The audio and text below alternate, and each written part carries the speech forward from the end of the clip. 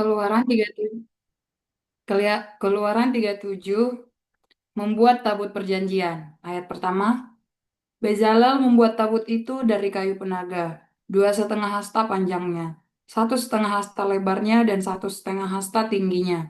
Ayat 2, disalutnyalah itu dengan emas murni dari dalam dan dari luar, dan dibuatnyalah bingkai emas sekelilingnya. Ayat 3, dituangnyalah 4 gelang emas untuk tabut itu, pada keempat penjurunya, yaitu 2 gelang pada rusuknya yang satu, dan 2 gelang pada rusuknya yang kedua.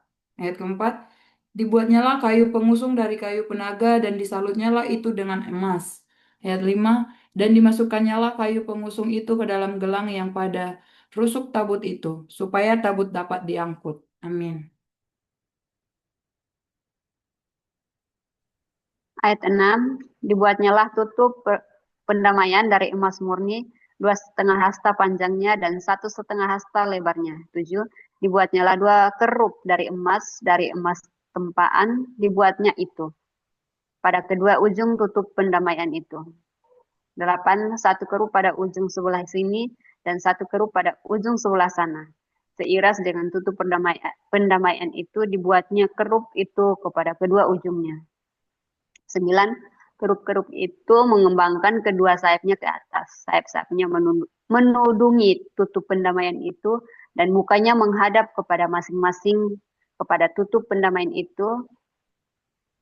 Kepada tutup pendamaian itulah menghadap muka kerup-kerup itu. Membuat meja roti sajian.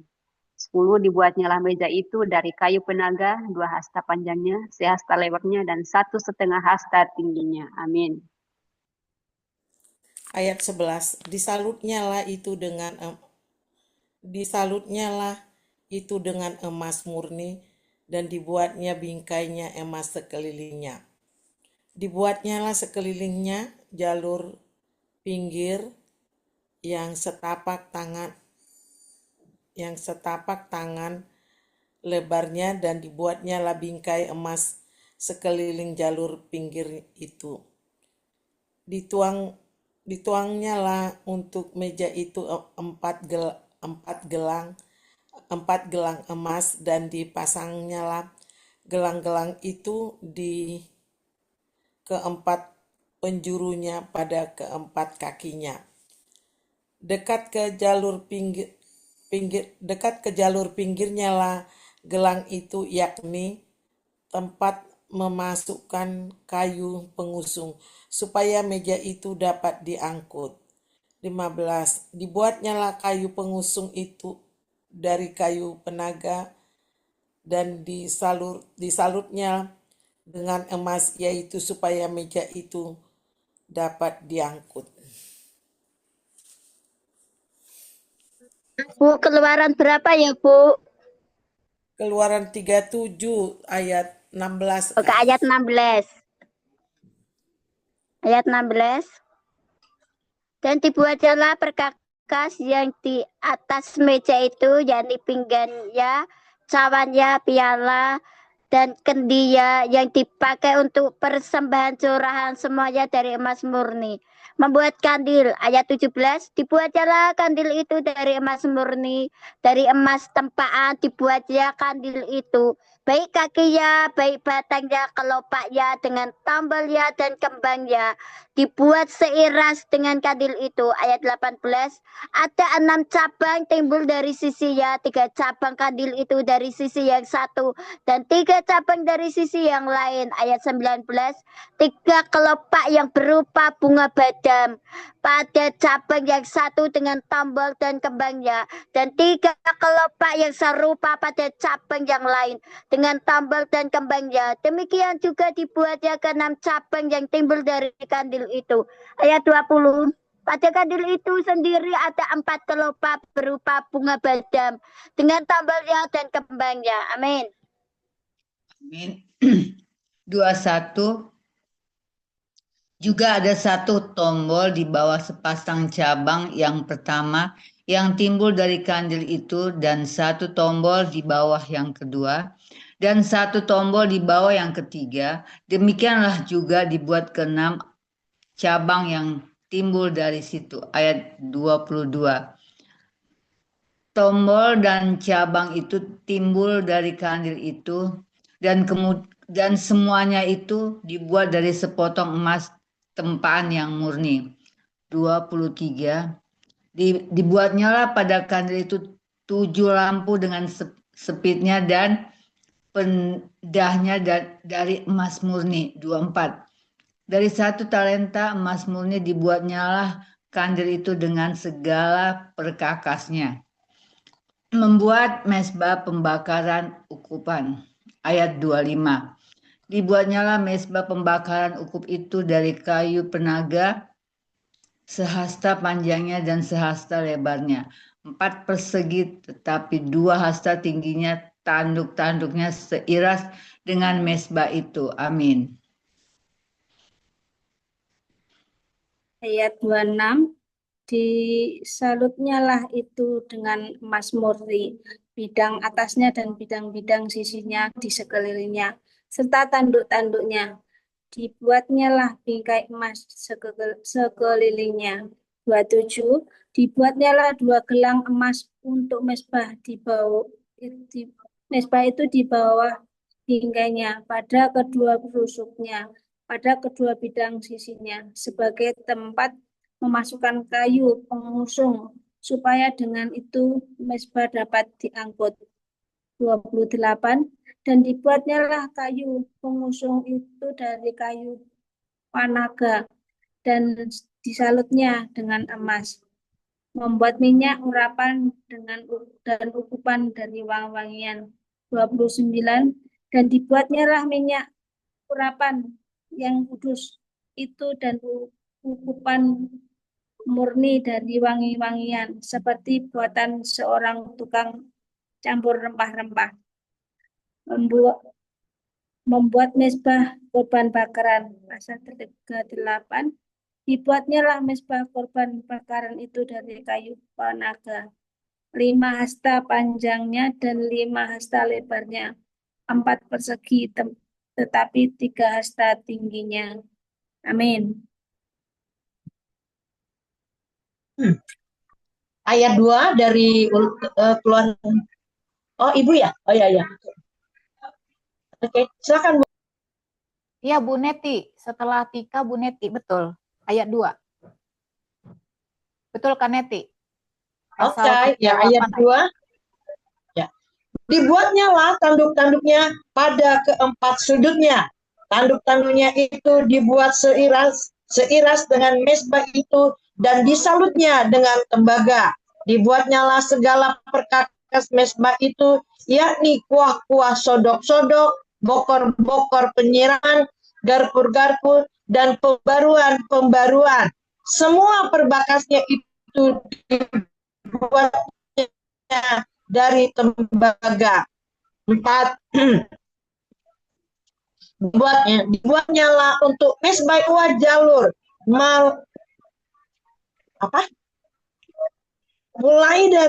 mulai dari sebelah bawah sampai setengah tiang. Dibuatnya lah 4 pegelang pada keempat ujung bibir, ujung kisi-kisi tembaga itu, yakni tempat memasukkan kayu pengusung. Dibuatnya lah, ayat kelima, dibuatnya lah kayu-kayu pengusung itu dari kayu penaga dan disalutnya dengan tembaga. Amin. Ayat yang ke-7, dan dimasukkannya lah kayu-kayu pengusung itu ke dalam gelang-gelang yang pada rusuk mezbah itu, supaya dengan itu mezbah dapat diangkut. Mezbah itu dibuatnya berongga dan dari papan. Membuat bejana pembasuhan. 8. Dibuatnya lah bejana pembasuhan dan juga alasnya dari tembaga, dari cermin-cermin para pelayan perempuan yang melayani di depan pintu gerbang ektim-tu kemah pertemuan. Membuat pelataran. 9. Dibuatnya lah pelataran itu pada sebelah selatan. Layar pelataran itu dari lenan halus yang dipintal benangnya 100 hasta panjangnya. 10. Ke-20 tiang layar itu dengan ke-20 alas tiang itu dari tembaga. tetapi kaitan-kaitan tiang itu dan penyambung-penyambungnya dari perak. 11 pada sebelah utara 100 hasta, ke-20 tiang layar itu dengan ke-20 alas tiang itu dari tembaga, tetapi kaitan-kaitan tiang itu dan penyambung-penyambungnya dari perak. Amin. Marina, Ayat 12 pada sebelah barat layar 50 hasta dengan 10 tiangnya dan 10 alas tiang itu. Dan kaitan-kaitan tiang itu serta penyambung-penyambungnya dari perak. Dan pada sebelah timur 50 hasta, yakni layar 15 hasta untuk sisi yang satu di samping pintu gerbang itu. Dengan 3 tiangnya dan 3 alas tiang itu. Dan juga untuk sisi yang kedua di samping pintu gerbang itu. Sebelah pintu gerbang pelataran itu ada layar 15 hasta dengan 3 tiangnya dan 3 alas tiang itu. 16. Segala layar yang mengelilingi pelataran adalah dari lenan halus yang dipintal benangnya. Amin. Ayat 17. Alas-alas untuk tiang-tiang itu adalah dari tembaga, tetapi kaitan-kaitan tiang itu dan penyambung-penyambungnya dari perak. Juga salut kepalanya dari perak. Dihubungkanlah dengan penyambung-penyambung dari perak segala tiang-tiang pelataran itu. Tirai pintu gerbang pelataran itu tenunan yang berwarna-warna dari kain ungu tua, kain ungu muda, kain kirmidi, dan dari lenan halus yang dipintal benangnya 20 hasta panjangnya, tetapi tingginya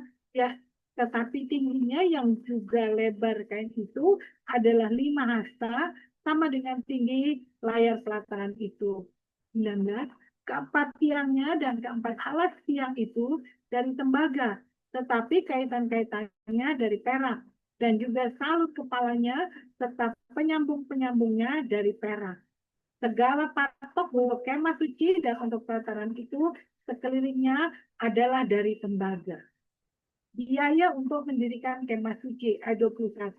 Inilah daftar biaya untuk mendirikan kemah suci, yakni kemah suci tempat hukum Tuhan yang disusun atas perintah Musa oleh orang Lewi di bawah pimpinan Itamar, anak Imam Harun. Amin. Rambu, ikut baca Rambu. Ayat Keluaran 38 ayat 22. 5 ayat ya. Bisalil bin Uri bin Hur dari suku Yehuda membuat segala yang diperintahkan Tuhan kepada Musa. Ayat 23, dan bersama-sama dengan dia turut Aholiab, anak Ahisamak dari suku Dan, seorang tukang dan ahli, seorang yang membuat tenunan yang berwarna-warna dari kain ungu tua, dari kain ungu muda, dari kain kirmisi, dan dari lenan halus. Ayat 24, segala emas yang dipakai untuk segala pekerjaan mendirikan tempat kudus itu, yakni emas dari persembahan unjukan, ada 29 talenta dan 730 sikal, ditimbang menurut sikal kudus. Ayat 25, perak persembahan mereka yang didaftarkan dari antara jemaah itu ada 100 talenta dan 1775 sikal, ditimbang menurut sikal kudus. Ayat 26, sebeka seorang, yaitu setengah sikal, ditimbang menurut sikal kudus untuk setiap orang yang termasuk orang-orang yang terdaftar, yang berumur 20 tahun ke atas, sejumlah 603.550 orang. Amin. Shalom Ibu Sandra, silakan. 38 ayat 27, 5 ayat. 100 talenta perak dipakai untuk menuang alas-alas tempat kudus dan alas-alas tiang tabir itu. 100 alas sesuai dengan 100 talenta itu jadi 1 talenta untuk 1 alas. Dari yang 1775 sikal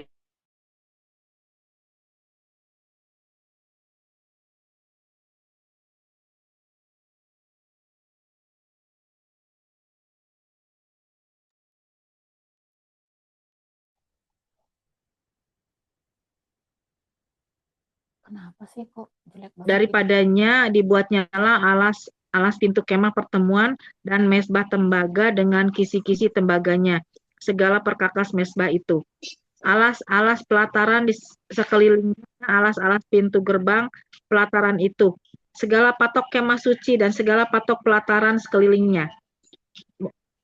Terus ya Bu, membuat pakaian imam dari kain ungu tua, kain ungu muda, dan kain kirmizi dibuat mereka lah pakaian jabatan yang dipakai apabila diselenggarakan kebaktian di tempat kudus. Juga dibuat mereka pakaian-pakaian kudus untuk Harun seperti yang diperintahkan Tuhan kepada Musa. Amin. Keluaran 39 ayat 2. Dibuatnya lah baju efod dari emas, kain ungu tua dan kain ungu muda, kain kirmisi dan lenan halus yang dipintal benangnya. 3. Mereka menempa emas papan dan dipotong-potongnya lah itu menjadi benang emas untuk dipakannya pada kain ungu tua, pada kain ungu muda, pada kain kirmisi dan pada lenan halus buatan seorang ahli. 4. Dibuat mereka lah tutup bahu pada baju efod itu, yang disambung kepadanya, yang kedua ujungnya lah baju efod itu disambung. 5. Sabuk pengikat yang ada pada baju efod itu adalah seiras dan sama buatannya dengan baju efod itu, yakni dari emas, kain ungu tua, kain ungu muda, kain kirmisi, dan lenan halus yang dipintal benangnya seperti yang diperintahkan Tuhan kepada Musa. 6. Dikerjakan merekalah permata krisopas, yakni dililit dengan ikat emas. Dengan ikat emas diukirkan padanya nama para anak Israel yang diukirkan seperti materai. Amin.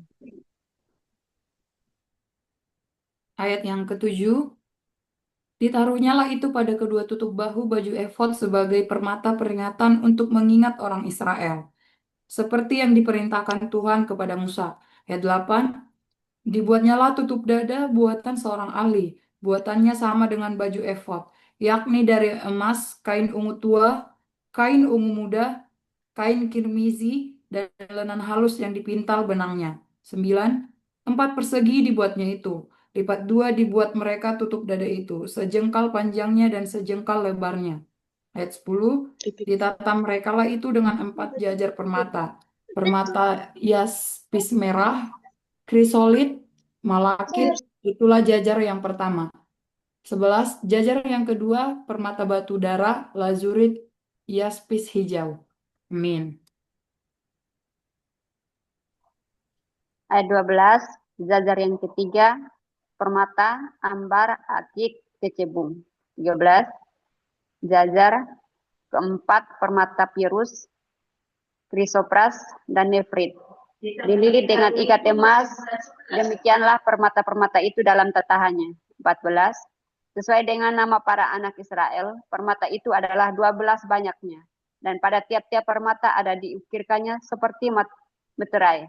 Nama salah satu suku dari yang 12 itu. 15, juga dibuat mereka lah untuk tutup dada itu, untai berpilin, yang buatannya sebagai tali berjalin, dari emas murni. 16, dibuat mereka lah 2 ikat emas dan 2 gelang emas, dan kedua gelang itu dipasang pada kedua ujung tutup dada. 17, dipasang mereka lah kedua untai emas yang berjalin itu pada kedua gelang itu di ujung tutup dada. Amin. Iya. Ayat 18. Kedua ujung lain dari kedua unta berjalin itu dipasang mereka lah pada kedua ikat emas itu, demikianlah dipasang pada tutup bahu baju efod di sebelah depannya. Dibuat mereka lah 2 gelang emas dan dibubuh pada kedua ujung tutup dada itu, pada pinggirnya yang sebelah dalam, yang berhadapan dengan baju efod itu, yang berhadapan baju efod. Juga dibuat mereka 2 gelang emas dan dipasang pada kedua tutup bahu baju efod di sebelah bawah pada bagian depan dekat ke tempat persambungannya di sebelah atas sabuk baju efod. Kemudian diikatkan mereka lah tutup dada itu dengan gelang kepada gelang baju efod dengan memakai tali ungu tua sehingga tetap di atas sabuk baju efod, dan tutup dada itu tidak dapat bergeser dari baju efod seperti yang diperintahkan Tuhan kepada Musa. Amin. Ayat 22. Dibuatlah gamis baju efod buatan tukang tenun dari kain ungu tua seluruhnya. 23. Leher gamis itu di tengah-tengahnya seperti leher baju zirah. Lehernya itu mempunyai pinggir sekelilingnya supaya jangan koyak. 24. Dibuat mereka lah pada ujung gamis itu buat delima dari kain ungu tua, kain ungu muda, dan kain kirmisi yang dipintal benangnya. 25. Dibuat mereka lah giring-giring dari emas murni dan ditaruhlah giring-giring itu di antara buah delima. Pada ujung gamis itu berselang-seling di antara buah delima itu. Ayat 26. Sehingga satu giring-giring dan satu buah delima selalu berselang-seling pada sekeliling ujung gamis yang dipakai apabila diselenggarakan kebaktian seperti yang diperintahkan Tuhan kepada Musa. Amin. Amin. 27. Dibuat merekalah kemeja dari lenan halus buatan tukang tenun untuk Harun dan anak-anaknya. 28. Serban dan lenan halus di destar yang indah dari lenan halus, celana lenan dari lenan halus yang dipintal benangnya. 29. Dan ikat pinggang dari lenan halus yang dipintal benangnya, kain ungu tua, kain ungu muda, dan kain kirmizi, dan tenunan yang berwarna-warna, seperti yang diperintahkan Tuhan kepada Musa. 30. Dibuat merekalah patam jamang yang kudus dari emas murni, dan pada jamang itu dituliskan tulisan diukirkan kepada seperti materai kudus bagi Tuhan. 31. Dipasang merekalah pada patam itu tali ungu tua untuk mengikat patam itu pada serbannya di sebelah atas seperti yang diperintahkan Tuhan kepada Musa. Amin. Ayat 32. Pekerjaan itu diterima baik oleh Musa.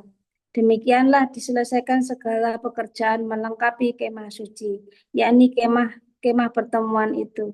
Orang Israel telah melakukan tepat seperti yang diperintahkan Tuhan kepada Musa. Demikianlah mereka melakukannya. 33. Dibawanya mereka lah kemah suci itu kepada Musa, yakni ke kemah dengan segala perabotannya, kaitannya, papannya, kayu, lintangnya, tiangnya, dan alasnya. 34. Tudung dari kulit domba jantan dan diwarnai merah, tudung dari kulit lumba-lumba, tabir penudung. 35. Tabut hukum Allah dengan kayu-kayu pengusungnya dan tutup pendamaian. 36. Meja segala perkakasnya dan roti sajian. 37.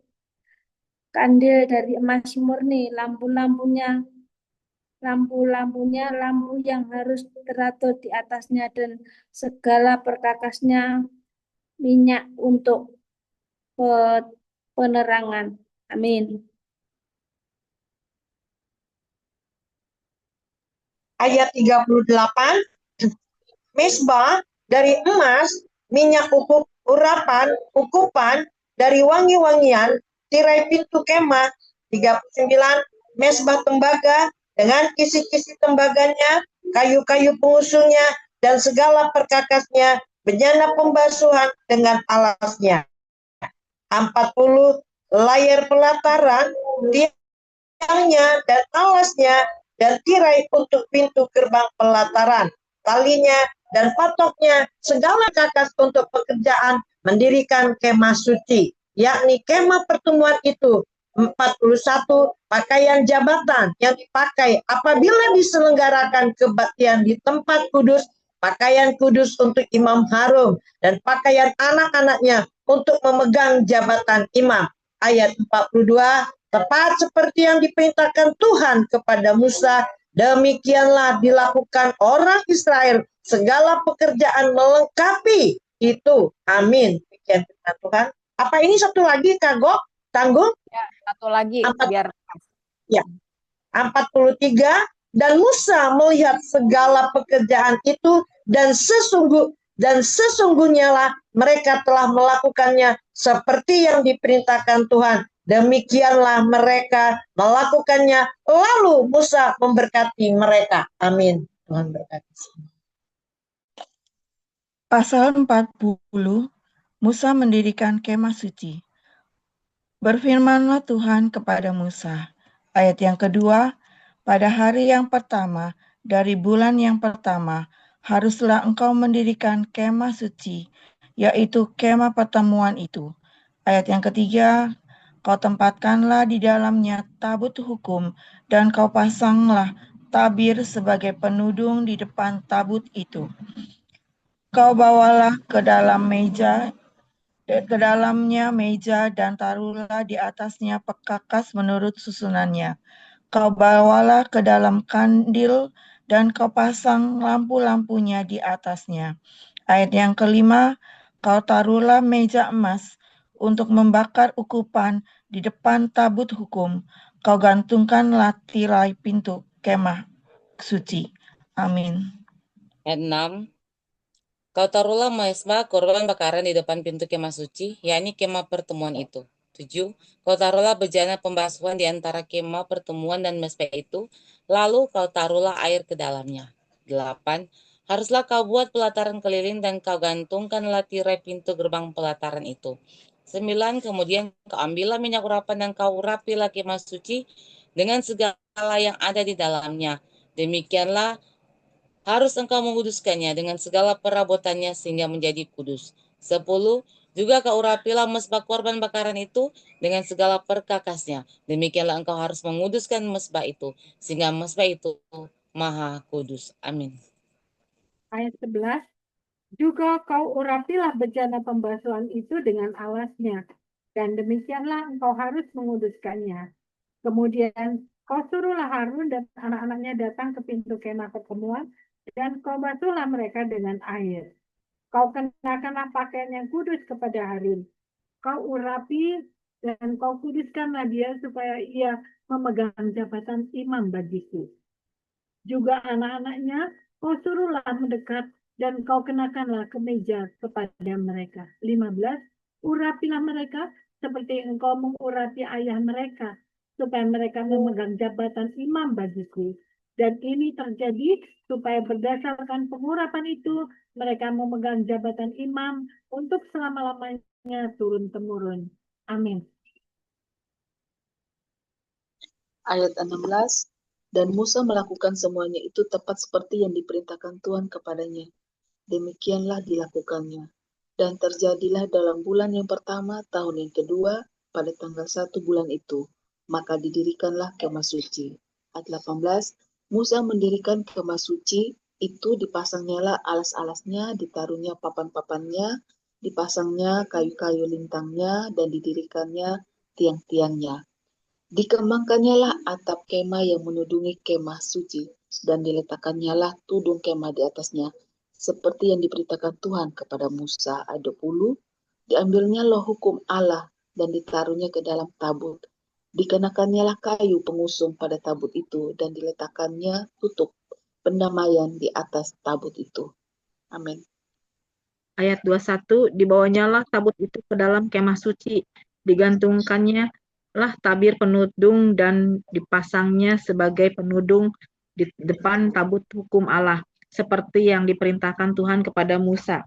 Ditaruhnyalah meja dalam kemah pertemuan pada sisi kemah suci sebelah utara, di depan tabir itu. Diletakkannya di atas roti sajian menurut susunannya di hadapan Tuhan, seperti yang diperintahkan Tuhan kepada Musa. Ditempatkannya lah kandil di dalam kemah pertemuan berhadapan dengan meja itu, dan pada sisi kemah suci sebelah selatan. 25, dipasangnyalah lampu-lampu di atasnya di hadapan Tuhan, seperti yang diperintahkan Tuhan kepada Musa. Amin. Ibu Julia ikut baca. Shalom. Bisa di-unmute. Keluaran 40 ayat 26 sampai 40. Sampai 30. Keluaran berapa, Bu? 40 ayat? Ya, ayat 26 sampai Ayat 30. 26. Bentar ya, Bu. 40 ayat 26. Keluaran 40 ayat 26.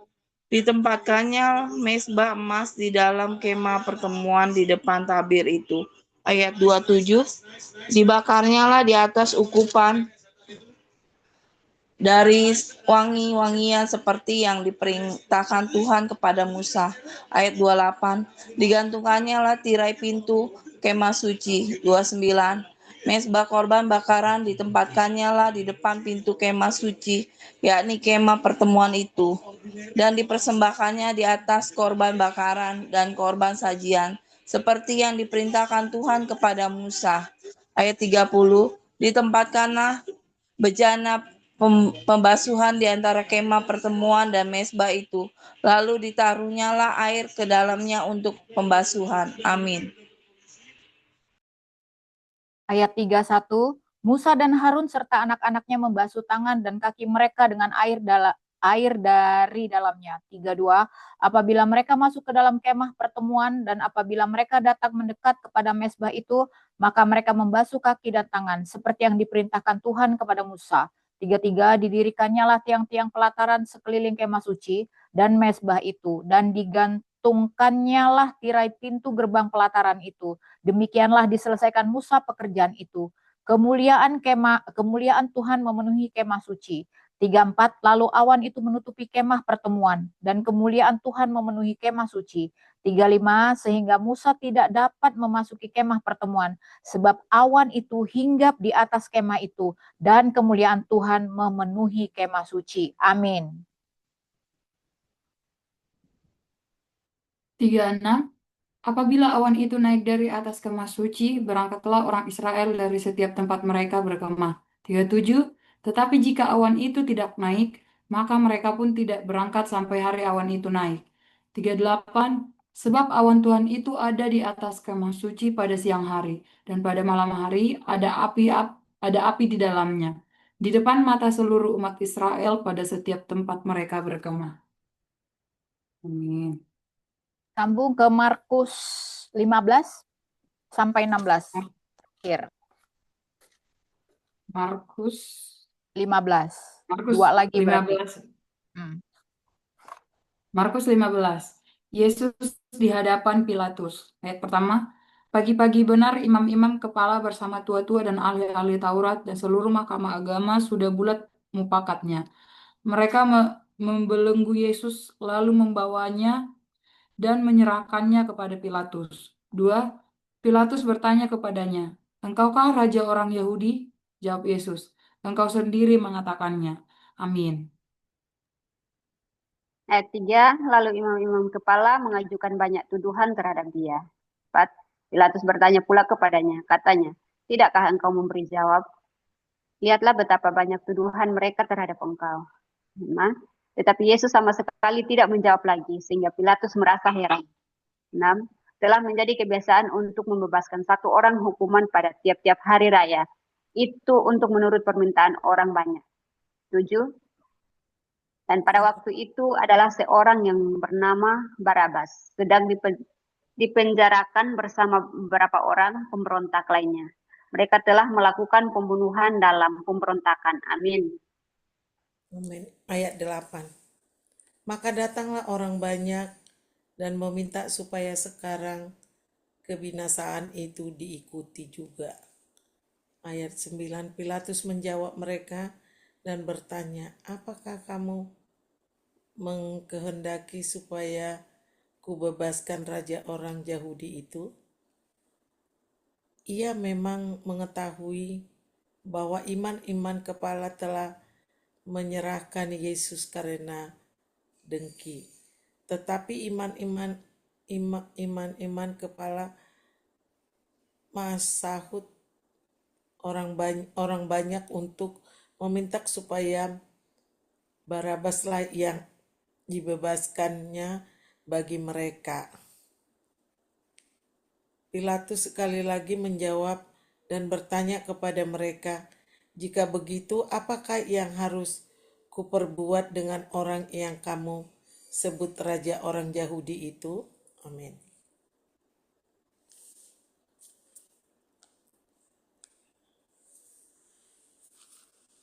Ayu. Ayat 13. Maka mereka berteriak lagi, katanya, salibkanlah dia. Ayat 18. Lalu Pilatus berkata kepada mereka, tetapi kejahatan apakah yang telah dilakukannya? Namun mereka makin keras berteriak, salibkanlah dia. Ayat 15. Dan oleh karena Pilatus ingin memuaskan hati orang banyak itu, ia membebaskan Barabas bagi mereka. Tetapi Yesus disesahnya lalu diserahkannya untuk disalibkan. Yesus diolok-olokkan. Ayat 16. Kemudian serdadu-serdadu membawa Yesus ke dalam istana, yaitu gedung pengadilan, dan memanggil seluruh pasukan berkumpul. Ayat 17. Mereka mengenakan jubah ungu kepadanya, mengayam sebuah mahkota duri, dan menaruhnya di atas kepalanya. Lanjut.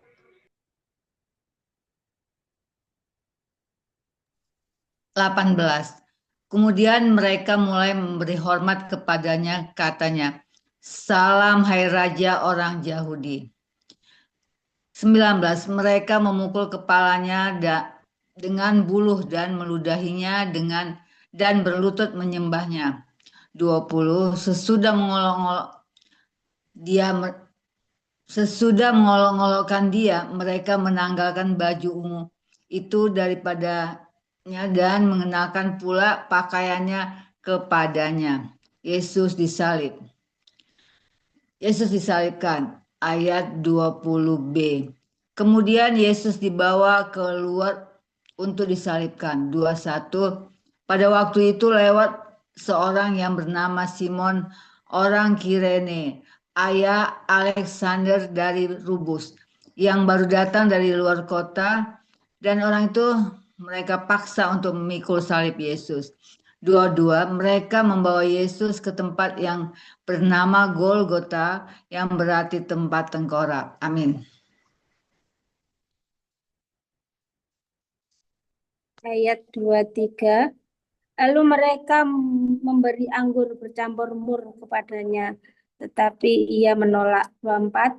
Kemudian mereka menyalibkan dia, lalu mereka membagi pakaiannya dengan membuang undi atasnya untuk menentukan bagian masing-masing.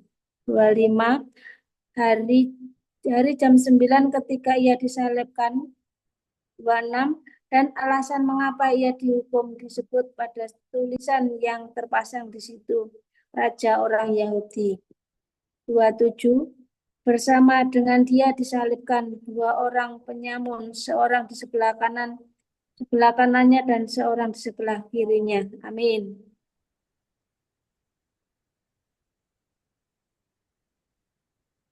Kaneti,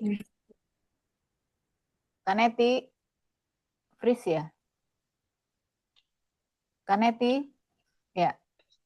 Ayat 28. Ya, oke. Ayat 28. Ya, ayat 28, firman Tuhan, demikianlah genap nas Alkitab yang berbunyi, ia akan terhitung di antara orang-orang durhaka. Ayat 29, orang-orang yang lewat di sana menghujat dia, dan sambil menggelengkan kepala mereka berkata, hai engkau orang mau merubuhkan bait suci dan mau membangunnya kembali dalam 3 hari. Ayat 30, turunlah dari salib itu dan selamatkanlah dirimu. Ayat 31, demikianlah juga imam-imam kepala bersama-sama ahli Taurat mengolok-olokkan dia di antara mereka sendiri, dan mereka berkata, orang lain dia selamatkan, tetapi dirinya sendiri tidak dapat ia selamatkan. Yang terakhir, baiklah Mesias, Raja Israel itu turun dari salib itu supaya kita lihat dan percaya. Bahkan kedua orang disalibkan bersama-sama dengan dia, mencela dia juga. Amin. Demikian firman Tuhan. Yesus mati. 33. Pada jam 12, kegelapan meliputi seluruh daerah itu dan berlangsung sampai jam 3. 34. Dan pada jam 3 berserulah Yesus dengan suara nyaring, Eloi, Eloi, lama sabachthani, yang berarti Allahku, Allahku, mengapa engkau meninggalkan aku? 35. Mendengar itu, beberapa orang yang berdiri di situ berkata, lihat, ia memang Elia. 36. Maka datanglah seorang dengan bunga karang, mencelupkannya ke dalam anggur asam, lalu mencucukkannya pada sebatang bulu, dan memberi Yesus minum serta berkata, baiklah, kita tunggu dan melihat apakah Elia datang untuk menurunkan dia. 37. Lalu berserulah Yesus dengan suara nyaring dan menyerahkan nyawanya.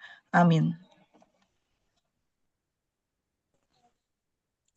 38. Ketika itu tabir bait suci terbelah dua dari atas sampai ke bawah. 39. Waktu kepala pasukan yang berdiri berhadapan dengan dia melihat matinya demikian, berkata ia, sungguh orang ini adalah anak Allah. Ada juga beberapa perempuan yang melihat dari jauh, di antaranya Maria Magdalena, Maria ibu Yakobus muda dan Yoses serta Salome. 41. Mereka semuanya telah mengikuti Yesus dan melayaninya waktu ia di Galilea. Dan ada juga di situ banyak perempuan lain yang telah datang ke Yerusalem bersama-sama dengan Yesus. Yesus dikuburkan. Sementara itu hari mulai malam, dan hari itu adalah hari persiapannya, yaitu hari menjelang Sabat. Amin. 43. Karena itu Yusuf orang Arimatea, seorang anggota majelis besar yang terkemuka, yang juga menanti-nantikan kerajaan Tuhan, memberanikan diri menghadap Pilatus dan meminta mayat Yesus. Pilatus heran waktu mendengar bahwa Yesus sudah mati. Maka ia memanggil kepala pasukan dan bertanya kepadanya, apakah Yesus sudah mati? Sesudah didengarnya keterangan kepala pasukan, ia berkenan memberikan mayat itu kepada Yusuf. Yusuf pun membeli kain linen, kemudian ia menurunkan mayat Yesus dari salib dan mengapasnya dengan kain linen itu. Lalu ia membaringkan dia di dalam kubur yang digali di dalam bukit batu. Kemudian digulingkannya sebuah batu ke pintu kubur itu. Maria Magdalena dan Maria ibu Yoses melihat di mana Yesus dibaringkan. Amin. Rambu. Markus 16 ayat 1. Bangkitan Yesus. Setelah lewat hari Sabat, Maria Magdalena dan Maria ibu Yakobus serta Salome membeli rempah untuk pergi ke kubur dan minyak Yesus. Dan pagi-pagi pada hari pertama minggu itu, setelah matahari terbit, pergilah mereka ke kubur. Mereka berkata seorang kepada yang lain, yang akan mengumpulkan itu bagi kita dan pintu kubur. Ketika mereka melihat dari dekat apa yang memang sangat besar itu sudah terguling ke dalam kubur, dan mereka melihat seorang muda yang memakai jas putih duduk di sebelah kanan. Mereka pun sangat terkejut. Amin. Tapi orang muda itu berkata kepada mereka, jangan takut. Kamu mencari Yesus orang Nazaret yang disalibkan itu. Ia telah bangkit. Ia tidak ada di sini. Lihat, inilah tempat mereka membaringkan dia. Tetapi sekarang pergilah, katakanlah kepada murid-muridnya dan kepada Petrus. Ia mendahului kamu ke Galilea. Di sana kamu akan melihat dia, seperti yang sudah dikatakannya kepada kamu. Lalu mereka keluar dan lari meninggalkan kubur itu, sebab gentar dan dahsyat menimpa mereka. Mereka tidak mengatakan apa-apa kepada siapapun juga karena takut. Dengan singkat mereka sampaikan semua pesan itu kepada Petrus dan teman-temannya. Sesudah itu Yesus sendiri dengan perantaraan murid-muridnya memberitakan dari timur ke barat berita yang kudus dan tak terbinasakan tentang keselamatan yang kekal itu. Yesus beberapa kali menampakkan diri dan mengutus murid-muridnya. Yesus terangkat ke surga. Setelah Yesus bangkit pagi-pagi pada hari pertama minggu itu, ia mula-mula menampakkan dirinya kepada Maria Magdalena. Daripadanya Yesus pernah mengusir 7 setan. Lalu perempuan itu pergi memberitahukannya kepada mereka yang selalu mengiringi Yesus dan yang pada waktu itu sedang berkabung dan menangis. Amin. Ayat 11, tetapi ketika mereka mendengar bahwa Yesus hidup dan telah dilihat olehnya, mereka tidak percaya. Ayat 12, sesudah itu ia menampakkan diri dalam rupa yang lain kepada 2 orang dari mereka, ketika keduanya dalam perjalanan keluar kota. Ayat 13, lalu kembalilah mereka dan memberitahukannya kepada teman-temannya yang lain. Tetapi kepada mereka pun teman-temannya itu tidak percaya. Ayat 14, akhirnya ia menampakkan diri kepada ke-11 orang itu ketika mereka sedang makan, dan ia mencela ketidakpercayaannya dan kedengilan hati mereka, oleh karena mereka tidak percaya kepada orang-orang yang telah melihat dia sesudah kebangkitannya. Ayat 15, lalu ia berkata kepada mereka, pergilah ke seluruh dunia, beritakanlah Injil kepada segala makhluk. Amin. Shalom, Ibu Tania mau ikut baca Markus 16 ayat 16 sampai selesai. Di unmute kalau mau ikut. Belum. Oke, baik. Ya. Ayat 16, siapa yang percaya dan dibaptis akan diselamatkan, tetapi siapa yang tidak percaya akan dihukum. 17, tanda-tanda ini akan menyertai orang-orang yang percaya. Mereka akan mengusir setan-setan demi namaku. Mereka akan berbicara dalam bahasa-bahasa yang baru bagi mereka. 18, mereka akan memegang ular. Dan sekalipun mereka minum racun maut, mereka tidak akan mendapat celaka. Mereka akan meletakkan tangannya atas orang sakit, dan orang itu akan sembuh. 19, sesudah Tuhan Yesus berbicara demikian kepada mereka, terangkatlah ia ke sorga, lalu duduk di sebelah kanan Allah. 20, mereka pun pergilah memberitakan Injil ke segala penjuru, dan Tuhan turut bekerja dan meneguhkan firman itu dengan tanda-tanda yang menyertainya. Amin. Saya serahkan kepada Ibu Kristi. Shalom, selamat malam. Malam hari ini kita boleh berkumpul di Zoom ini dengan segala kesederhanaan tapi penuh dengan makna. Jadi Natal mengingatkan kita bahwa Tuhan itu memilih datang ke dunia bukan dengan kemewahan, bukan dengan sorak-sorai, tapi justru lewat sebuah palungan, lewat kehadiran yang sederhana namun membawa harapan yang besar bagi dunia. Mungkin sepanjang tahun ini kita melewati banyak hal, ada yang penuh sukacita, ada juga yang penuh dengan air mata, ada doa yang terjawab, ada yang masih kita tunggu. Tapi malam ini kita semua diingatkan bahwa Tuhan tidak pernah jauh, Tuhan selalu hadir. Dia lahir untuk berjalan bersama dengan kita apapun keadaan kita. Kiranya perayaan Natal yang sederhana pada malam hari ini boleh menjadi ruang bagi hati kita semua untuk kembali tenang, kembali dihangatkan oleh kasih Tuhan, dan diingatkan bahwa kita tidak sendirian. Mari kita sama-sama rayakan Natal, walaupun masih belum sampai ya, tapi kita sudah siap dengan hati yang terbuka, penuh rasa syukur, dan penuh dengan pengharapan. Tuhan memberkati perayaan Natal kita malam hari ini.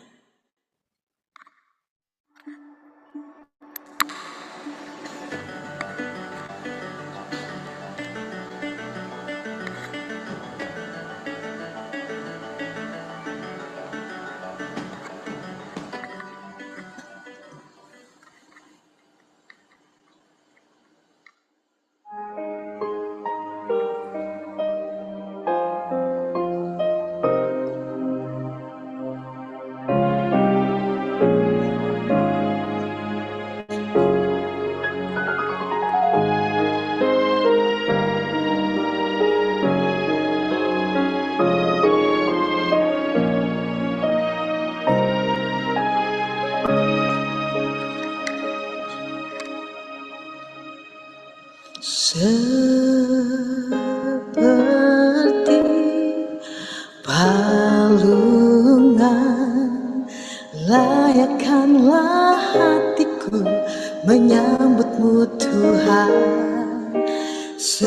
seperti emas kemenyan dan mur, biar hidupku berkenan padamu. Seperti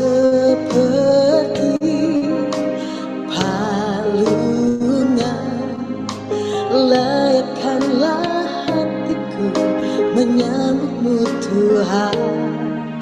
Seperti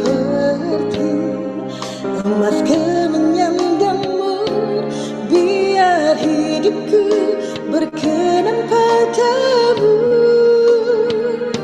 Sebab Natal tak akan berarti tanpa kasihmu.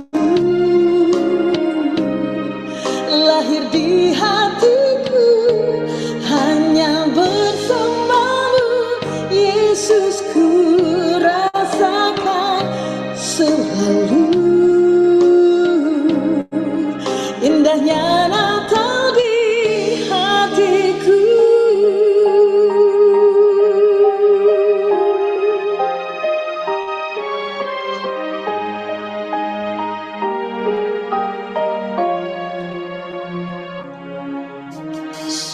Seperti palungan, layakkanlah hatiku menyambutmu Tuhan.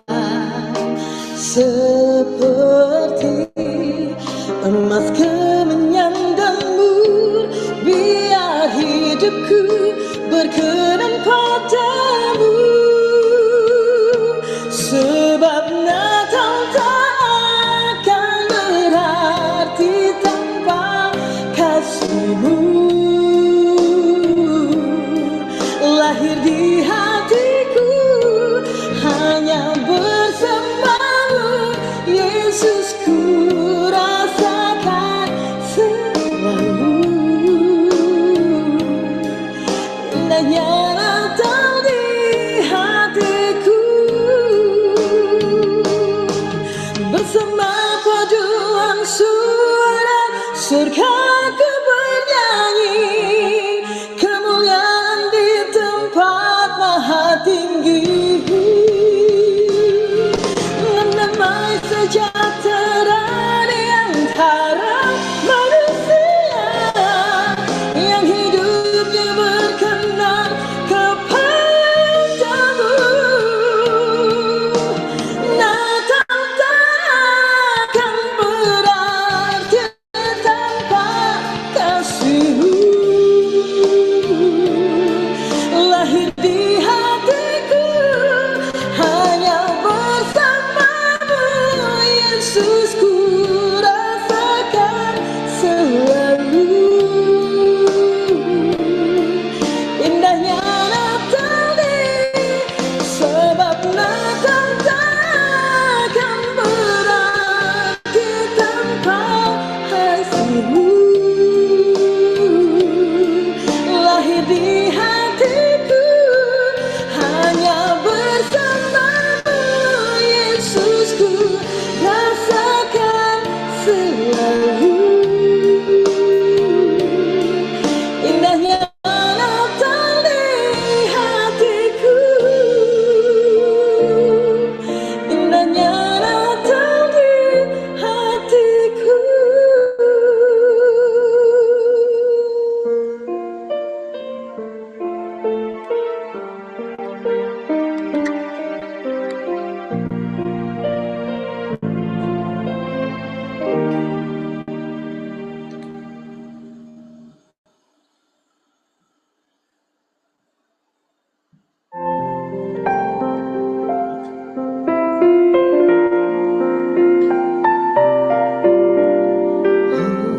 Holy night, the stars are brightly shining. It is the night of our dear Savior's birth. Long lay the world in sin and error pining, till He appeared and the soul felt its the thrill of hope. The weary world rejoices, for yonder breaks a new and glorious morn. Fall on your knees, oh, hear the angel voices, oh, night divine, oh, night when Christ was born, oh, night divine, oh, night divine.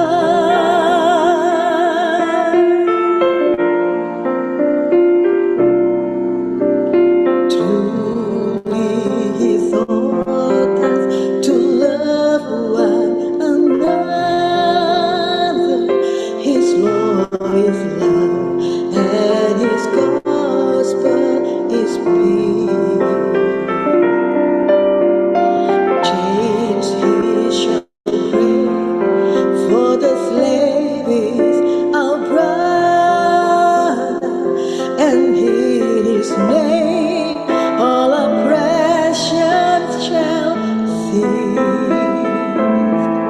Sweet hymns of joy in grateful chorus raise we with all our hearts. We praise his holy name. Christ is the Lord, the never ever praise we. No hell, no hell,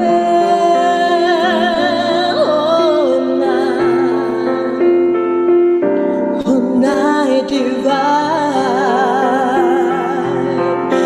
No hell,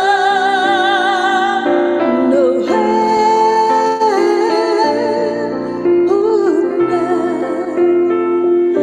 oh, night divine. No hell, no hell,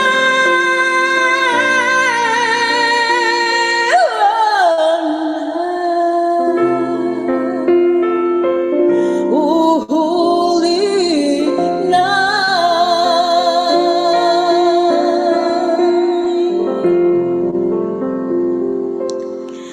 Wow, Lagu Oh keren. Holy Night yang baru kita dengar mengajak kita berhenti sejenak ya, berhenti dari semua kesibukan, berhenti dari keramaian pikiran, dan bawa hati kita kembali ke malam yang kudus.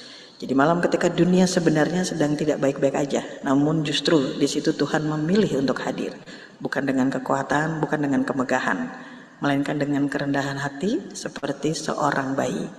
Seringkali kita menunggu hidup kita rapi dulu ya untuk mendekat kepada Tuhan. Menunggu masalah selesai, menunggu hati tenang atau keadaan membaik. Padahal Natal mengingatkan kita, Tuhan datang justru saat dunia gelap. Nah, malam hari ini, renungan Natal yang akan kita dengarkan, kiranya kita semua diajak untuk ayo buka hati kita, bukan untuk menghakimi diri, bukan untuk berpura-pura kuat, tapi untuk membiarkan terang Natal itu menyentuh bagian hati kita yang udah capek banget. Jadi mari kita siapkan hati, kita dengarkan renungan Natal pada malam hari dengan kerinduan yang sangat sederhana. Datanglah dan tinggallah di dalam hidup setiap kami yang saat ini ada di Zoom ini.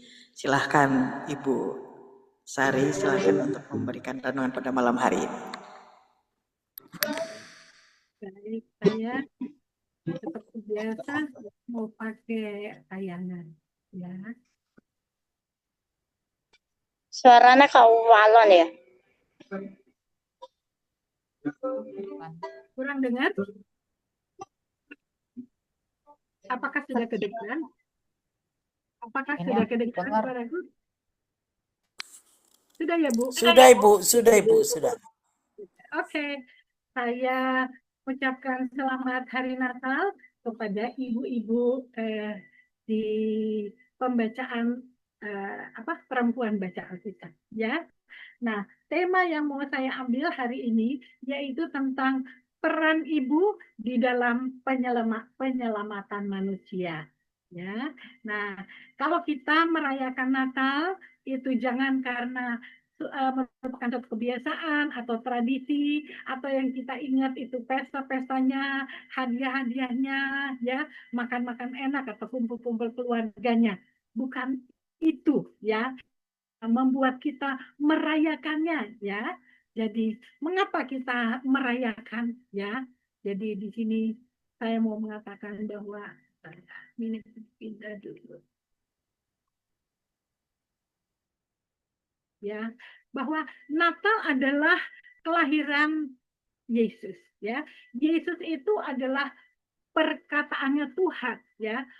Perkataan Tuhan yang menjelma menjadi manusia. Di situ di Yohanes 1 ayat 1 dan Yohanes 1 ayat 14 yang mengatakan, ya, kita merayakannya karena sesuatu yang sangat luar biasa terjadi, ya, yaitu Tuhan menjadi manusia. Ya. Apa tujuan Tuhan menjadi manusia? Tuhan mau menyelamatkan manusia dengan mengampuni dosa manusia. Ya. Apa artinya menyelamatkan manusia? Tuhan mau agar manusia tinggal bersama Tuhan di sorga, ya. Seperti pada awalnya waktu Adam dan Hawa tinggal bersama Tuhan di Taman Eden, ya. Nah, Tuhan mau kita juga nanti akan tinggal bersama Tuhan di Taman Eden, ya. Itu mengapa Tuhan itu mau menjadi manusia, ya. Bagaimana caranya agar bisa tinggal bersama Tuhan di sorga? Yang membuat Adam dan Hawa dikeluarkan dari sorga adalah karena mereka tidak taat kepada firman Tuhan. Pelanggaran terhadap firman Tuhan disebut dosa. Dosa harus dihukum. Harusnya hukuman itu ditanggung oleh manusia. Namun karena Tuhan mau kita tinggal bersama Dia di sorga, Tuhan rela menanggungkan hukuman itu atas dirinya. Tuhan tahu bahwa tidak ada manusia yang sanggup menanggung hukuman itu, ya, menjadi penghuni neraka. Ya, kita lihat, ya, beginilah ketika Adam dan Hawa dikeluarkan dari sorga, ya. Nah, tapi darah Yesus mengembalikan manusia itu ke sorga. Bagaimana caranya Tuhan mengampuni dosa? Tuhan harus menjadi manusia, ya. Kalau kita lihat di sorga itu ada 3, ya. Kalau ini Bapa ini di dalam bentuk roh, ya, tidak bisa dilihat, ya, tidak bisa diraba karena dia bentuk roh. Yang menjadi manusia itu perkataannya di dalam bentuk Yesus dan ini Roh Kudus, ya. Nah, Tuhan harus menjadi manusia karena pengampunan dosa harus dengan darah. Jika Tuhan dalam bentuk roh, tidak ada darahnya. Makanya Tuhan membuat firman-Nya, perkataannya itu menjadi manusia supaya ada darahnya. Ya, nah tadi seperti yang sudah kita baca, ya, ini tabernakel Musa, ya, ini pelataran, di sini ada korban bakaran, kolam basuhan, ini ada tirai, masuk ke ruang maha suci, ya, ada kaki dian, ada meja roti sajian, ada mezbah dupa di sini. Ini tirai lagi, baru masuk di sini yang namanya ruang maha kudus. Di dalamnya ada tabut perjanjian, di atasnya ada kerubim. Disinilah Shekinah Glory, Tuhan memperlihatkan, menampakkan dirinya berbentuk tiang awan pada siang hari, tiang api pada malam hari, ya, seperti yang tadi kita sudah baca. Nah, kepada Musa, Tuhan mengatakan bahwa dosa diampuni jika membawa darah binatang sebagai korban penghapus dosa.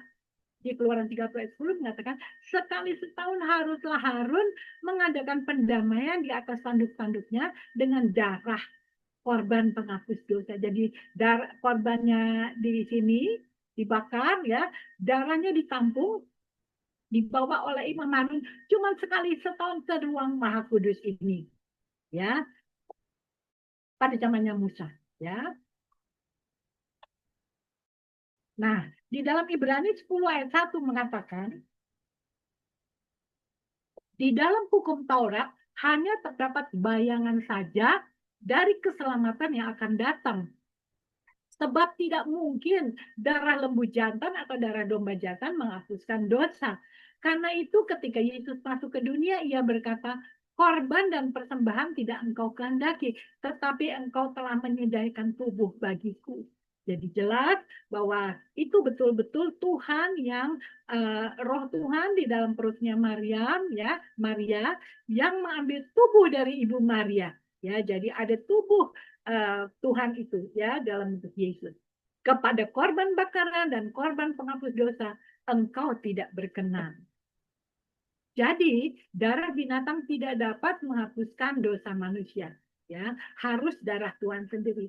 Ini perlu saya jelaskan supaya kita bisa mendapatkan gambaran utuh ya. Tadi kita sudah baca di Keluaran seperti apa itu kemah suci itu ya.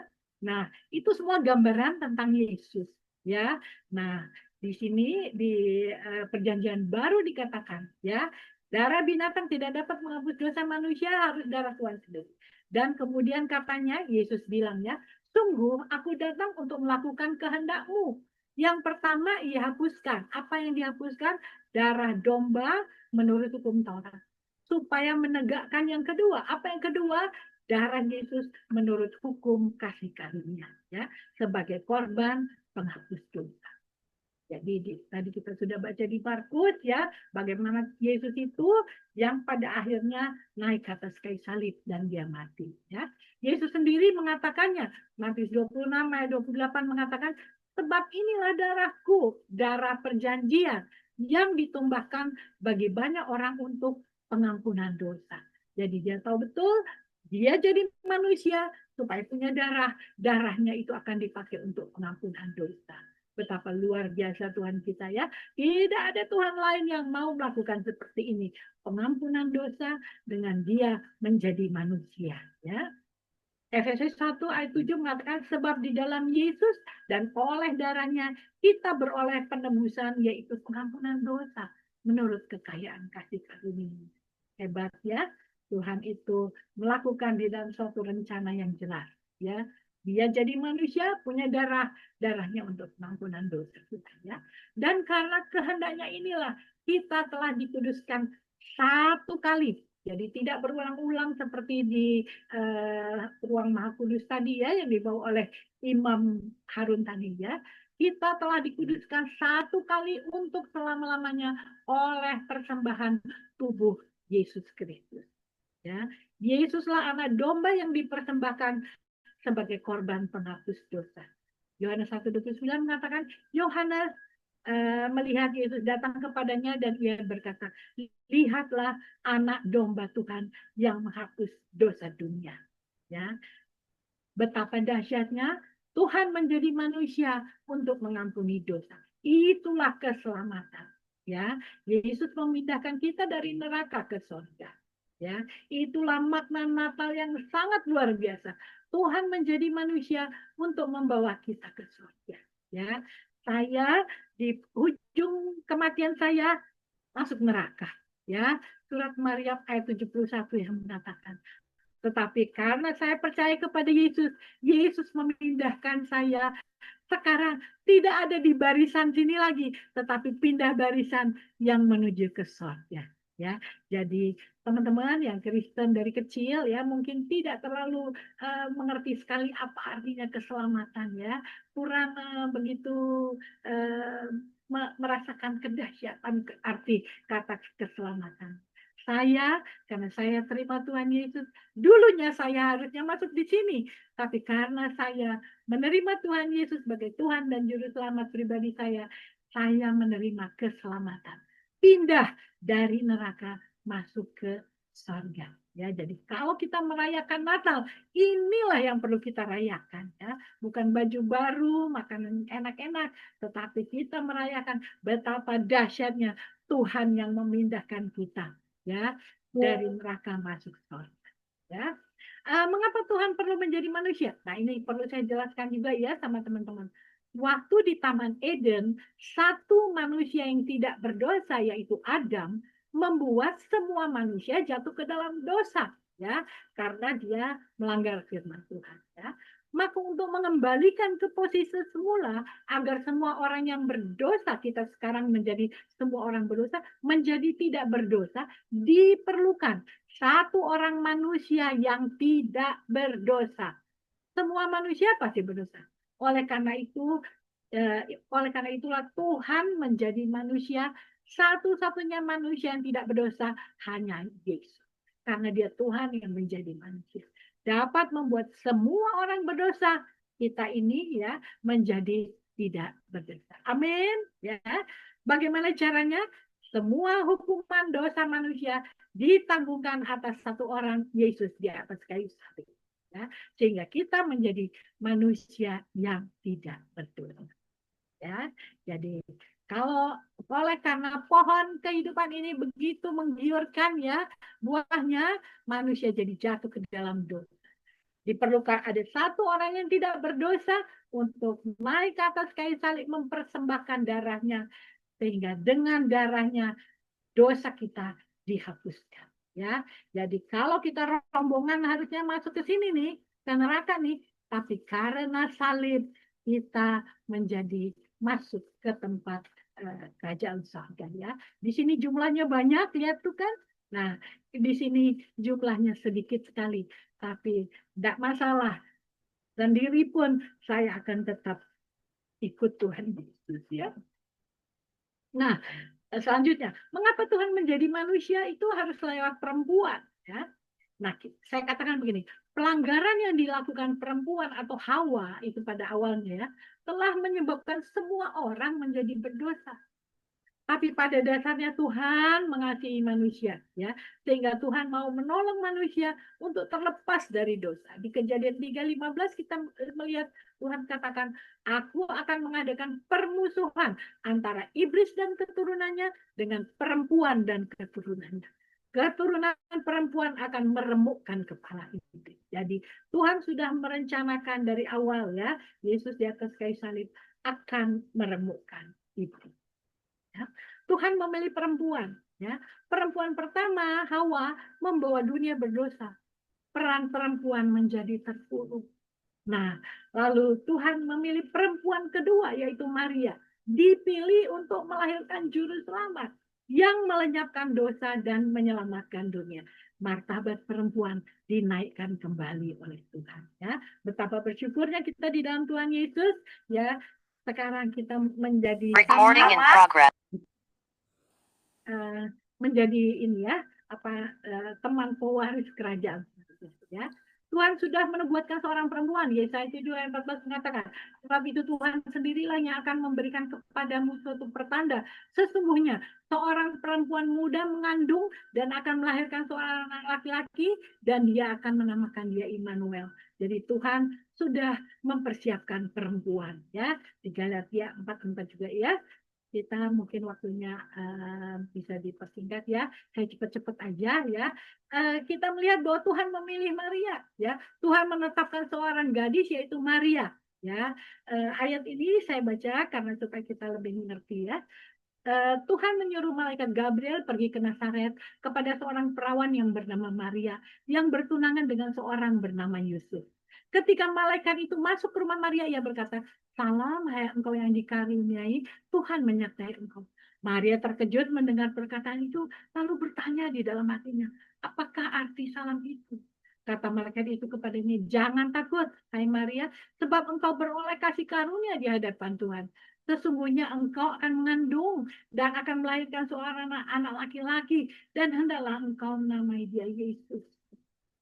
Ia akan menjadi besar dan disebut anak Tuhan yang Maha Tinggi. Dan Tuhan akan mengaruniakan kepadanya tahta Daud. Dan dia akan menjadi raja atas kaum keturunan Yakub sampai selama-lamanya. Dan kerajaannya tidak akan berkesudahan. Kata malaikat kepada malaikat itu, bagaimana hal itu mungkin terjadi? Karena aku belum bersuami. Jawab malaikat itu kepadanya, Roh Kudus akan turun. Roh Kudus akan turun atasmu. Dan kuasa Tuhan yang Maha Tinggi akan menaungi engkau. Sebab itu anak yang kau lahirkan itu akan disebut kudus, anak Tuhan. Sebab bagi Tuhan tidak ada yang mustahil. Kata Maria, sesungguhnya aku ini adalah hamba Tuhan. Jadilah padaku menurut perkataan itu. Ya, itu kita melihat bahwa malaikat datang kepada Maria mengatakan itu ya. Bayangkan anak gadis yang masih muda ya, yang belum pernah menikah, dapat pesan dia akan hamil, itu pasti shock banget. Apalagi ini dikatakan dia karena Roh Kudus ya, makanya dia hamil ya. Nah, kita lihat mengapa Maria mau menerima tawaran malaikat itu. Maria berpikiran positif. Lihat ya, catat baik-baik. Kita sebagai ibu-ibu akan melihat teladan dari Maria ya. Maria berpikiran positif. Dia percaya saja kepada Tuhan. Walaupun Maria bingung bagaimana caranya hamil dari Roh Kudus, dia percaya tidak ada yang mustahil bagi Tuhan. Maria mau berkorban bagi Tuhan. Tidak ada keegoisan yang dia pertahankan. Tidak ada lagi cita-cita di hati Maria. Bisa saja dia diputuskan oleh Yesus. Dia hanya pasrah kepada Tuhan. Walaupun tidak ada orang yang percaya bisa punya anak tanpa suami. Walaupun hubungan menjadi rusak, Yusuf mau menceraikan dia. Walaupun ada konsekuensi hukum, akan dihukum rajam hamil tanpa suami. Lihat, Maria menyimpan semua itu di dalam hatinya. Ya, karena apa? Karena ada Roh Kudus di dalam Maria yang memampukan dia untuk menerima tawaran. Kalau Maria menolak atau Maria menggugurkan kandungannya, pastinya tidak akan terjadi keselamatan bagi kita. Ya, namun Maria menerima konsekuensinya, dia akan diejek, dikucilkan, dibuang, dihukum mati. Mana ada orang hamil dari Roh Kudus ya? Orang akan menuduh dia berbohong. Ya, Maria memilih taat pada Tuhan. Walaupun Maria harus menanggung aib, dipermalukan, hamil sebelum menikah. Walaupun Maria tidak mengerti kok bisa hamil dari Roh Kudus. Betapa bingungnya Maria untuk memberikan penjelasan kepada orang tuanya, kepada tunangannya, bahwa dia hamil dari Roh Kudus. Dan anak yang di dalam kandungannya adalah anak Tuhan. Dan ia akan menjadi raja. Ya, karena waktu itu belum pernah ada kejadian seperti itu. Ya. Mengapa Maria? Maria dipilih Tuhan pasti karena Tuhan berkenan kepada Maria. Tuhan tahu Maria taat dan mengasihi Tuhan. Pasti tidak akan. Yang kedua, Maria bersedia tubuhnya, rahimnya dipakai untuk kepentingan Tuhan. Tuhan mau menjadi manusia melalui rahim Maria. Ya. Roma 12 ayat 1, supaya kamu mempersembahkan tubuhmu sebagai persembahan yang hidup, yang kudus, dan yang berkenan kepada Tuhan. Itulah ibadah manusia. Ya. Tuhan menghendaki persembahan tubuh. Maria mempersembahkan tubuhnya untuk mengandung seorang anak dari Roh Kudus. Yesus, Tuhan yang maha segala-galanya di dalam roh, berkorban untuk menjadi manusia yang terbatas di dalam tubuh. Mempersembahkan tubuhnya untuk mengampuni dosa manusia. Mengapa Maria harus dilahirkan di kandang? Ya, kita melihat di sini ya, bukan suatu kebetulan kandang yang dipilih itu adalah yang didatangi oleh malaikat ya. Karena waktu saya kemarin ke Israel ya, saya melihat di Bethlehem itu dibawa ke situ ya. Ternyata gembala yang dipilih oleh Tuhan itu adalah yang memang mempersiapkan korban untuk dipersembahkan ya. Anak domba yang tidak bercacat itu dimandikan ya, lalu dibungkus kain lampin, ditaruh di palungan itu sebelum dipersembahkan ya. Jadi kenapa Tuhan memilih tempat itu? Karena Yesus sudah dipersiapkan untuk menjadi anak domba yang dipersembahkan. Ya, dan kepada malaikat dikasih tahu, hari ini telah lahir bagimu juru selamat. Ya, dikatakan seperti itu, tandanya bagimu kamu akan menjumpai seorang bayi dibungkus kain lampin dan terbaring di dalam palungan. Ya, lalu gembala memberitahukan hal itu kepada Maria dan Yusuf ya. Dan melihatlah di sini Maria kembali menyimpan dan merenungkannya, menyimpan di dalam hatinya. Jadi inilah yang terjadi waktu harus melahirkan. Maria belum punya pengalaman melahirkan ya, anak gadis, anak muda ya, dia belum punya pengalaman melahirkan. Melahirkannya itu di kandang lagi ya, di kandang domba, bukan di rumah sakit. Tidak ada bidan yang menolong dia ya. Pakaian baby aja nggak punya. Dia pakai kain lampin yang dipakai gembala untuk membungkus domba-domba yang akan dipersembahkan ya. Nah, kita melihat Maria mendapat berita itu bahwa dia akan melahirkan juru selamat. Lihat, Maria menyimpan semua itu di dalam hatinya dan merenungkannya. Mengapa Maria selalu menyimpan di dalam hatinya? Itulah respons untuk hal-hal yang belum dimengerti oleh Maria. Ya. Perkataan malaikat dia akan mengandung, perkataan gembala dia melahirkan juru selamat, perkataan Yesus dia seharusnya di rumah Bapa. Itu ada ayatnya ya. Itu semua disimpan oleh Maria di dalam hatinya. Ya. Nah, Maria tidak menolak atau protes atau bersungut-sungut. Mengapa? Karena Maria punya kedewasaan rohani. Dia tidak panik, tidak emosional, tidak terburu-buru, tidak uring-uringan, tetapi dia tenang. Ya. Yang kedua, Maria itu bijaksana. Dia membiarkan Tuhan menjelaskan untuk hal-hal yang tidak dia pahami. Ya. Maria merenungkan bahwa tidak ada yang mustahil bagi Tuhan. Ya. Mengapa Maria menyimpan di dalam hatinya? Karena Maria memiliki hati yang bijaksana. Karena itu jagalah hati katanya ya. Kata firman Tuhan, karena dari hatilah terpancar kehidupan. Apa yang keluar dari mulut berasal dari hati. Tuhan tahu apa yang ada di dalam hati kita ya. Hati dipakai Tuhan untuk menyimpan Tuhan dan hukum-hukum Tuhan. Dengan hati orang percaya, dengan mulut orang mengaku dan diselamatkan ya. Tuhan tahu apa yang ada di dalam hati kita. Ada di dalam hati kita ya. Matius 9 ayat 4 mengatakan, tetapi Yesus mengetahui pikiran mereka lalu berkata, mengapa kamu memikirkan hal-hal yang jahat di dalam hatimu? Ya, Matius 15:19 mengatakan, karena dari hati timbul segala pikiran jahat, pembunuhan, perzinahan, percabulan, pencurian, semua perbuatan hujat. Ya, di situ juga Roma 13:13 mengatakan, marilah kita hidup dengan sopan seperti pada siang hari, jangan dalam pesta pora dan kemabukan. Jangan dalam percabulan dan hawa nafsu, jangan dalam perselisihan dan iri hati, ya. Jangan simpan sampah di dalam hati, ya. Seperti Maria, ya, dia memberikan hatinya untuk menyimpan semua apa yang dikatakan, ya. Saya masih di sini ya. Karena kita lihat di hati itu tersimpan apa? Ada kebencian, kemarahan, dendam, kesombongan, iri hati, sakit hati, patah hati, busuk hati, dengki, penolakan, kepahitan, permusuhan, persumputan, kegeraman, kebusukan, kepalsuan, kejengkelan, kekejian, dan kekejian. Adakah salah satu mesti ada di hati kita? Ya.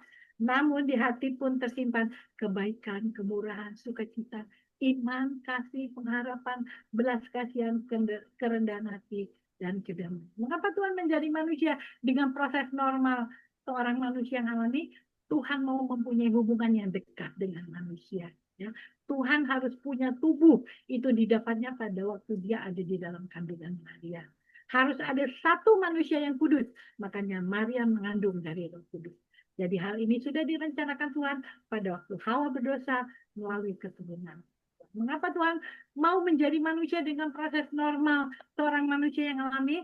Tuhan menghendaki karena malam ini saya berbicara dengan ibu-ibu ya. Tuhan menghendaki peran seorang ibu yang rela mempersembahkan tubuhnya untuk dipakai demi keselamatan. Seorang ibu memiliki peran yang penting dalam keluarga, tidak hanya terbatas pada tugas-tugas melahirkan, merawat, dan mengurus rumah tangga. Ibu menyediakan perhatian, kasih sayang, dukungan emosional, menjadi teman, penasehat, dan pendengar yang baik bagi anggota keluarga. Ibu bertanggung jawab dalam membentuk karakter anak-anak, memberi pendidikan moral dan etika kepada anak-anak. Ibu harus, ini catat baik-baiknya, ibu harus menjadi contoh atau role model dalam kehidupan sehari-hari. Ibu harus mengajarkan beriman kepada Tuhan ya, karena kita lihat di dalam firman Tuhan 2 Timotius 1 ayat 5, iman yang pertama-tama hidup di dalam nenekmu Lois dan di dalam ibumu Yunike. Jadi iman itu diajarkan turun ya, dan yang aku yakin hidup juga di dalam dirimu. Tuhan menghendaki kerelaan hati ibu untuk menyelamatkan diri. Dibutuhkan ibu-ibu yang seperti Maria menyimpan segala hal di dalam hatinya, menjaga hati. Ya. Apakah kita sudah mencapai kedewasaan rohani? Apakah kita sudah menjaga hati? Apakah kita sudah jadi ibu yang bijaksana? Apakah kita menahan diri untuk merenung dulu sebelum bertindak? Apakah kita sudah mempersembahkan hidup kita dalam menjalankan peran kita sebagai ibu, memberi diri untuk mengasihi keluarga kita masing-masing? Apakah kita sudah menjadi teladan? Dan apakah kita memberi diri untuk keselamatan keluarga kita dan keselamatan bagi orang-orang di seputar kita, supaya banyak orang yang boleh diselamatkan? Marilah kita merenung sejenak, ya, bahwa Yesus sudah memberi dirinya untuk mengasihi manusia. Ya. Jadi saya ucapkan selamat Natal, kita merenung seperti Maria, apakah kita sudah melaksanakan peran kita sebagai ibu-ibu di dalam rumah tangga kita. Ya. Terima kasih. Sampai di sini firman Tuhan. Mohon maaf kalau cukup panjang karena aku sepertinya rindu sekali untuk menceritakan hal ini kepada ibu-ibu yang ada di sini. Ya, mudah-mudahan ada gunanya. Tuhan Yesus memberkati.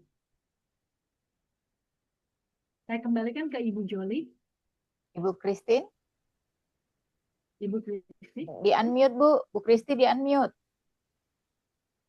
Lupa. Terima kasih Bu Sari untuk renungannya yang luar biasa. Untuk keselamatan diri kita, diingetin lagi tentang keselamatan yang malam hari ini ya. Jadi kita nggak cuman sekedar, jangan cuman FOMO, kita cuman kayak ritual, kita cuman orang ngerayain Natal, kita ngerayain Natal. Tapi biarlah kita tahu betul-betul arti Natal yang sesungguhnya itu seperti apa. Oke Bu Joli, apakah ada pesan-pesan terakhir? Pesan-pesan Mungkin kita terakhir foto sebelum dulu kita... ya. Iya, foto dulu, Bu. nanti baru langsung kita doa penutup ya. Ya, Oke, silakan yang Ibu. mungkin sudah pakai aksesoris atau belum pakai, mau dipakai, monggo, silakan dipakai dulu dan berikan Hari pose termanis, kemudian senyum termanis. Luar foto biasa, terakhir Ibu-ibu. di tahun 2005. Dorea 2005? dibuka. Iya kan? Foto terakhir di 2005. 2025. 2025. Ayo Tambah silahkan muda yang saya kalau 2005 membuka. lagi. Oh, Ibu Haryani nggak Wah, Bu bisa Sari Dorea lucu, atau Ida. ada kupingnya. Iya, Brenti semuanya. Dihitung dong Bu Haryani Joli ya, nggak kalau bisa nanti udah loh. itu dihitung ya. Jadi Ya, mesti Bu menutup Tania, kamera. Lina, Tutup dulu Ibu yang masih Mensi. tutup. Oh ya, Bu Mensi lagi sakit kepala ya. Ibu Herlina. Shalom, yuk kita mulai dulu ya. Dalam hitungan ketiga. 1, 2, 3. Ya, lagi ya. Nah, sekali lagi. Sebentar, 1, 2, 3. Pakai gaya. Kok ini malah hilang. 1, 2, 3.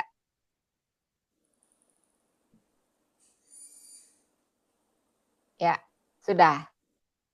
Oke. Sudah, Oke, Bu apakah ada Kristi. pengumuman untuk yang terakhir Bu Joli sebelum saya tutup dalam doa? Ya, jangan lupa ibu-ibu untuk mengirim video selfie-nya ya, pengucapan selamat Natal dan Tahun Baru untuk PBA, karena nanti mana yang paling Yahud, paling oke ya, 5 akan mendapatkan souvenir ya, souvenir khusus dari PBA yang akan dikirim dari Bali ya, ditunggu paling lambat tanggal 22. Itu saja Ibu Kristi.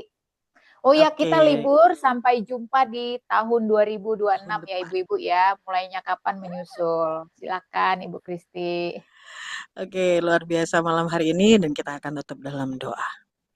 Terima kasih Tuhan, luar biasa Tuhan yang baik. Terima kasih untuk malam Natal ini Tuhan. Terima kasih kalau kami sudah boleh berkumpul dalam Zoom ini Tuhan. Penuh kesederhanaan, tapi penuh dengan kehangatan dan juga kasih. Terima kasih Tuhan untuk firman-Mu yang sudah kami dengar, untuk lagu-lagu pujian yang mengingatkan kami bahwa Engkau datang ke dunia itu untuk menyelamatkan, memulihkan dan mengasihi. Tuhan, kami mau serahkan hidup kami ke dalam tangan-Mu.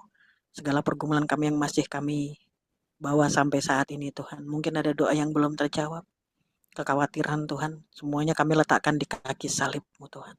Biarlah damai Natal tinggal di hati kami, bukan hanya malam ini, tapi juga dalam setiap langkah kami ke depan.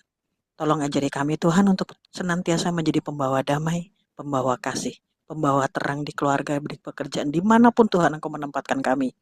Kami percaya Tuhan, Engkau yang lahir dalam palungan, Engkau juga lahir dan tinggal di hati kami masing-masing. Dan kami Tuhan malam hari ini, kami mengucap syukur untuk seluruh rangkaian acara yang sudah kami lewati. Dan kami tutup perayaan Natal malam hari ini dengan hati yang penuh rasa syukur dan penuh dengan pengharapan. Dan sampai Tuhan, sehingga Engkau tetap menyertai kami, sampai kami bertemu kembali di tahun yang baru 2026. Untuk kami kembali memulai belajar dan pembacaan dalam firman Tuhan. Sampai selesai Tuhan. Berkati setiap kami yang akan pergi berlibur, penyertaan-Mu, perlindungan-Mu Tuhan, senantiasa sempurna atas setiap kami. Pertemukan kami kembali di pertemuan Zoom selanjutnya di tahun depan Tuhan, dan kembali kami akan membawa banyak sekali kesaksian-kesaksian tentang kebaikan-Mu dalam kehidupan kami sepanjang tahun 2025 ini Tuhan. Terima kasih Tuhan, terima kasih Bapa, dan hanya di dalam nama Tuhan Yesus Kristus kami berdoa dan mengucap syukur. Amin.